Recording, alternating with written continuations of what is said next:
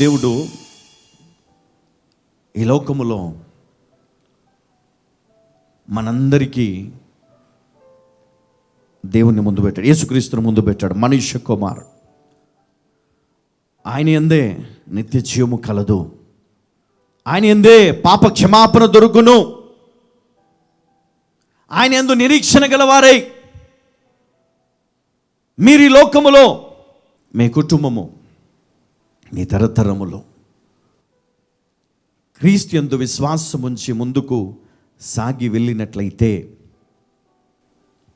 ఆయన చెప్తున్నాడు, ఆయన నాకు అనుగ్రహించిన దాన్ని అంతటిలో నేనేమియు పోగొట్టుకొనక అంత్య దినమున దాన్ని లేపుటయే నన్ను పంపిన వాని చిత్తమై ఉన్నది. హల్లెలూయా. ఆయన చిత్తం ఏంటి? ఇప్పుడు మనము ఈ శ్రమ దినాల్లో ఉంటున్నాం. క్రీస్తు చనిపోయి పాతి పెట్టబడి 3వ దినమున క్రీస్తును తిరిగి లేపాడు తండ్రి పునరుత్థాన శక్తితో. అయితే ఈ సంఘమును అంటే ఎంతమంది అయితే ఈరోజు విశ్వాసులు క్రీస్తును తన సొంత రక్షకునిగా అంగీకరించి ఆయనను వెంబడిస్తున్నారో వారు ఒకవేళ ఈ లోకములో మీరు అనుకోవచ్చు, బ్రదర్ మేము ఒకవేళ పాపం చేస్తే నరకానికి వెళ్తామా? మరి ఇది యేసుక్రీస్తు నిత్య జీవం అంటున్నాడు కదా, మేము పాపం చేస్తే మేము నరకానికి వెళ్ళిపోతామా? అవిశ్వాసులు ఎవరైతే క్రీస్తును అంగీకరించలేదో, ఎవరైతే రక్షణ పొందలేదో, ఎవరికైతే క్రీస్తు అనే మరి ఆ పేరు లేదా రక్షణ గురించి తెలియక వారు ఉన్నారో, వారు తెలిసి కూడా వారు దేవుని అంగీకరించక దేవునికి దూరంగా ఉంటున్నారో వారు ఖచ్చితంగా మరి వారి పాపానికి వారు నరకానికి వెళ్తారు. కానీ ఎంతమంది అయితే విశ్వాసులు ఉంటారో అంటే నరకములో వారు దాని యొక్క ఫలాన్ని అనుభవిస్తారు. ఎక్కడ? నరకములో. ఎవరు? రక్షణ పొందని వారు. మరి రక్షణ పొందిన విశ్వాసుల సంగతి ఏంటి? ఇప్పుడు క్రీస్తుని అంగీకరించారు కదా, వీరు కూడా వెళ్తారు నరకానికి. గుర్తుపెట్టుకోండి, ఎంతమంది అయితే క్రీస్తును అంగీకరించి క్రైస్తవులుగా ఉంటూ ఇంకా పాపాలు చేస్తూ ఉంటారో వాళ్ళు నరకానికి వెళ్ళి శిక్ష అనుభవించరు. ఈ భూమిపైనే బ్రతికున్నప్పుడే శిక్షను అనుభవించి ఆ శిక్షను పూర్తి చేసుకొని డైరెక్ట్గా పరలోకానికి వెళ్తారు. హల్లెలూయా. చాలామంది తెలియని విషయం,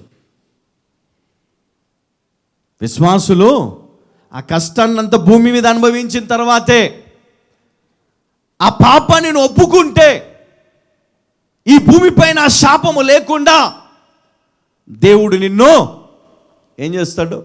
క్షమిస్తాడు. అది తెలిసి కూడా నువ్వు ఇంకా పాపం చేస్తున్నావంటే నిజంగా అజ్ఞానముతోనే నువ్వు పాపివై ఉన్నావు ఈరోజు. ఎందుకయ్యా నాకు ఇష్టములు, ఎందుకయ్యా ఈ బాధలు, ఎందుకయ్యా ఈ కష్టము, ఎందుకయ్యా ఈ నష్టము, ఎందుకయ్యా ఈ రోగము అని నువ్వు ప్రార్థన చేస్తా ఉన్నావు. నువ్వు చేసిన ప్రతి పాపము, నువ్వు విశ్వాసివే, క్రైస్తవునివే, క్రైస్తవురాలువే. నశించిపోయేవారు ఎవరు? ఎందుకు యేసుక్రీస్తు మరి నశించిపోతున్న వారి గురించే, నీతిమంతుల గురించి నేను రాలేదు అంటే ఎవరైతే తండ్రిని తెలుసుకొని రక్షణ కలిగి ఉన్నవారు అంటే బాప్తిజం తీసుకోని లేని వారు చాలామంది, అంటే అబ్రహాము కాలంలో మరి మనం చూసినట్లయితే మరి వారు నీతిమంతులుగా ఉన్నారు. మరి వారు బాప్తిజం లేదు, రక్షణ లేదు. ధర్మశాస్త్రము ఎప్పుడైతే మరి ప్రవేశించబడిందో అప్పటి నుండి మరి ఆ యొక్క ధర్మశాస్త్రాన్ని పాటించాల్సి. అంతకుముందు గ్రేస్, తర్వాత ధర్మశాస్త్రం. మరి ఇప్పుడు ఏంటి? ఇప్పుడు కూడా గ్రేసే దేవుడు ఇస్తూ ఉన్నాడు. అంటే ఇప్పుడు మనము పాత నిబంధనలు మనం చూస్తే అక్కడ ప్రజలందరూ, ఇజ్రాయేల్ ప్రజలందరూ కూడా వారు చేసిన పాపాలు మరి చనిపోయి నరకంలో అనుభవించినట్టు మనం చూస్తున్నామా, లేదా వాళ్ళు అక్కడే అనుభవించినట్లుగా మనం చూస్తున్నామా?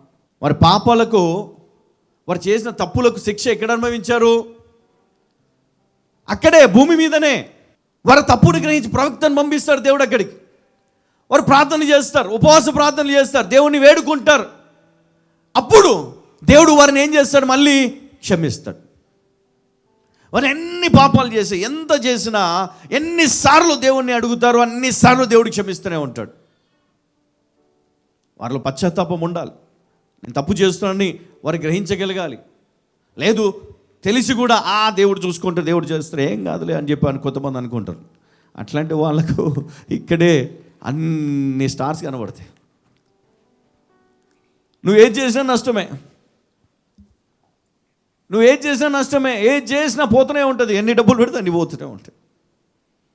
అందుకే దేవా నన్ను క్షమించు ప్రభా, నా అపరాధములను మన్నించు, నేను ఇప్పటి నుండి నీ వైపు చూస్తా, తప్పుడు మార్గంలో వెళ్ళను, శోధనకు నేను గురి కాను, అపవాది ఎన్నో చెప్తాడు నేను వినను, ఎన్నో మాటలు వింటాను కానీ అది పట్టించుకోను, నేను వాక్యాన్ని పట్టుకుంటాను, నీ వైపు చూస్తానయ్యా, నేను క్రీస్తును వెంబడిస్తాను,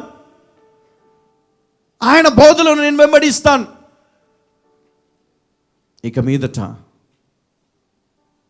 నాకు ఇష్టమైనది ఏది కూడా నేను, నీకు వ్యతిరేకమైనది, నీకు ఇష్టం లేనిది, నాకు ఇష్టమై నీకు ఇష్టం లేనిది ఏదైనా ఉంటే నేను విడిచిపెడతాను. నీకు ఇష్టమైంది నేను చేస్తాను. యేసుక్రీస్తు కూడా అదే చేస్తాడు, అదే చెప్తున్నాడు. ఏమన్నాడు? నా ఇష్టమును నేను నెరవేర్చుకొనుటకు నేను రాలేదు. ఏదో ఈ లోకంలో నేను అన్నీ అనుభవించడానికి రాలే, రాజ్యాన్ని ఏలడానికి రాలే, పెళ్ళిళ్ళు చేసుకొని పిల్లల్ని కానీ ఈ లోకములో ఈ లోక సంబంధమైన వాటికి నేను లోనై ఈ లోకాన్ని ప్రేమించుటకు నేను రాలేదు. నేను వచ్చింది తండ్రి చిత్తాన్ని నెరవేర్చడానికి ఆయన స్పష్టంగా తెలియజేస్తూ ఉన్నాడు. తండ్రి చిత్తమును జరిగించడానికి వచ్చాను, దానిని నేను జరిగిస్తాను అని స్పష్టంగా చెబుతూ ఉన్నాడు. నన్ను పంపిన తండ్రి వానిని ఆకర్షించితేనే కాని ఎవడును నా యొద్దకు రాలేడు. అంత్యదినమున నేను వానిని లేపుదును, అంత్యదినమున నేను వారిని లేపుదును, వారందరూ దేవుని చేత బోధింపబడుదురు అని. వారందరూ కూడా ఎవరి చేత బోధింపబడతారంట? దేవుని చేత. గట్టిగా చప్పట్లు కొడదాం. అంటే ఈరోజు ఎందరైతే క్రీస్తును మరి అంగీకరించి ఇక్కడికి వచ్చి దేవుని వాక్యం వింటున్నారో అంత్య దినాల్లో దేవుడు మనందరికీ కూడా బోధిస్తాడంట. హల్లెలూయా, హల్లెలూయా. అంటే నువ్వు ఎప్పుడు కూడా ఎవరి స్వరం వింటూ ఉండాలి? వాక్యాన్ని ఖచ్చితంగా నువ్వు విశ్వసిస్తూ ఉండాలి, నమ్ముతూ ఉండాల. ఎవరు ఎన్ని చెప్పిన మధ్యలో వచ్చి నీకు ఎన్ని శోధనలు నీకు వచ్చినా ఒక్కొక్కసారి నీ మనసుకే వస్తే కొన్ని శోధనలు పక్కన పెట్టాలి. హల్లెలూయా. నువ్వు డిస్టర్బ్ కావద్దు. దేవుని చిత్తము నీ పట్ల నెరవేరాలి.